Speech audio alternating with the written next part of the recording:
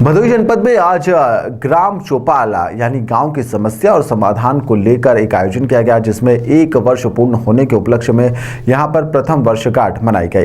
द्विदिवसीय कार्यक्रम का आयोजन विकास भवन परिसर में लगे हुए विशेष विकास मेला व प्रदर्शनी स्टॉल का अवलोकन भी इस दौरान सांसद के द्वारा किया गया। यहाँ पर गाँव की चौपाल में उल्लेखनीय योगदान करने वालों को प्रशस्ति पत्र भी दिया गया, उन्हें वितरित किया गया और प्रेस वार्ता के माध्यम से विभिन्न विकास परक योजनाओं का जानकारी इस दौरान जनपदवासियों को दी गई है। जहां पर कार्यक्रम के अंतर्गत आयोजित विशेष विकास मेला में 20 से अधिक विभागों के द्वारा स्टॉल लगाए गए थे, जिसमें चिकित्सा, शिक्षा, ग्राम विकास, समाज कल्याण, बाल विकास, पशु पालन, बैंक, उद्यानिक विभाग सहित कई प्रकार के विभाग थे, जिनकी यहाँ पर पंजीयन करवाया गया था और इनके स्टॉल लगाए गए थे, जहाँ पर लोगों ने बढ़ चढ़कर हिस्सा भी लिया। और इन्होंने जो पूरे स्टॉल का निरीक्षण भी किया, सेल्फी पॉइंट पे समय दिया, हमारे नवग्रह वाटिका पे दिया। मैं पूरे विकास परिवार की तरफ से और हमारे इस पूरे कार्यक्रम में कोदारिया जी खंड विकास अधिकारी जो पूर्व लीग में रहे हैं, आज राजेंद्र प्रसाद ADST APO मनरेगा और नाम से निकाल कर रखिए जो बोल रहे हैं। मैं रोक लूंगा BSS DD साहब।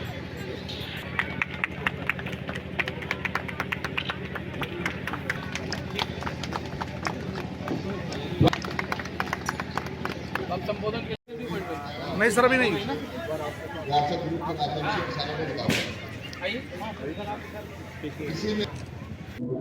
ग्राम चौपाल की उपलब्धि के बारे में क्या कहना चाहिए?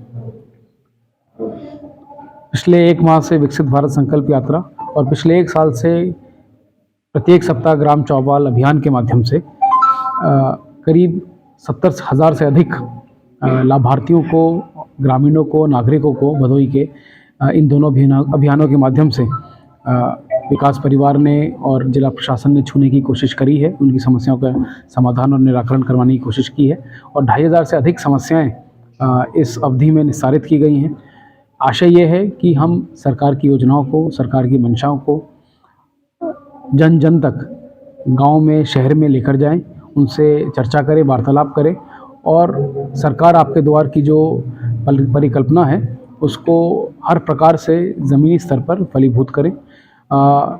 जितनी भी विभिन्न योजनाएं हैं, 35 से अधिक योजनाएं का संचालन, जो लाभार्थी परक योजनाएं हैं, उसका संचालन ज़िले में हो रहा है, बखूबी हो रहा है और कई पैमानों पर ज़िले ने बहुत अच्छी उपलब्धि भी प्राप्त करी है, चाहे वो जनसंवाद अभियान के माध्यम से IGRS में और ग्रीवांस रिड्रेसल में प्रदेश में फर्स्ट और सेकंड रैंक हो, चाहे मुख्यमंत्री आवास में प्रदेश में अव्वल स्थान हो, या अन्य विभिन्न अभिनव पहल जिनको शासन ने सराहा है, चाहे वो ज्ञानालय हो या स्पोर्ट्स हब हो।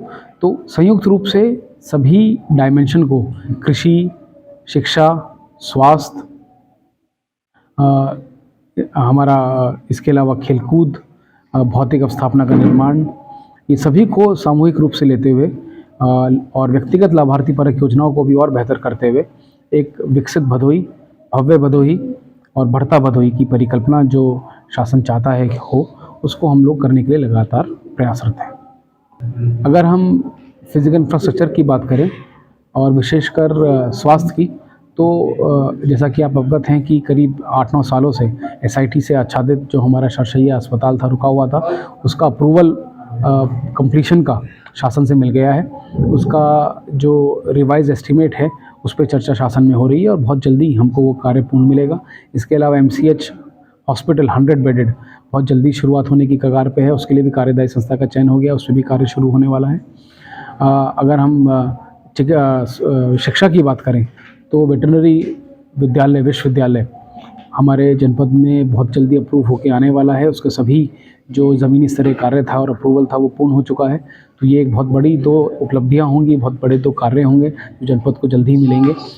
सेतु निर्माण कंधिया पे, माधो सिंह पे इत्यादि पे ये भी आपको देखने को मिल रहा है और उद्यम को लगातार नई पहचान मिल रही है, चाहे वो नए पार्लियामेंट में जो प्रयोग हो रहा है कारपेट, उसमें हमारे उद्यमों का जो परिश्रम है वो देखने को मिला। ऐतिहासिक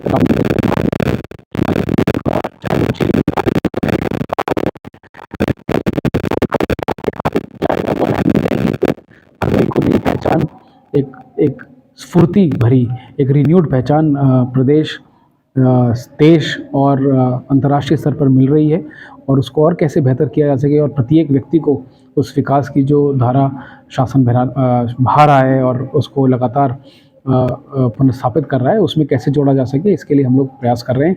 तो ये कुछ विशिष्ट कार्य होंगे, और इसके अलावा जो अन्य योजनाएं हैं उसको और बेहतर तरीके से प्रत्येक जन तक पहुंचाया जाएगा।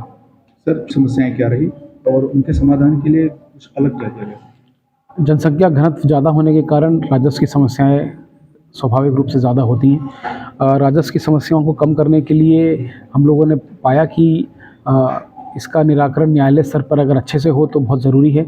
इसके लिए हमने ऑनलाइन प्रणाली स्टार्ट करी है। ये प्रदेश में पहली बार ऐसा हो रहा है कि ऑनलाइन प्रणाली से भी केस सुने जा रहे हैं। जन सुनवाई भी ऑनलाइन शुरू हो गई है, मेरे स्तर से भी, विभागीय स्तर से भी, क्योंकि हर बार संभव नहीं हो पाता था कि व्यक्ति को वहाँ पर जाकर मौके पर देखा जा सके। तो ऑनलाइन माध्यम से करने से कई ज़्यादा समस्याएं एक साथ सुनी जाती हैं और आदमी की जवाबदेही भी हम लोग कर्मचारी की तय कर पाते हैं।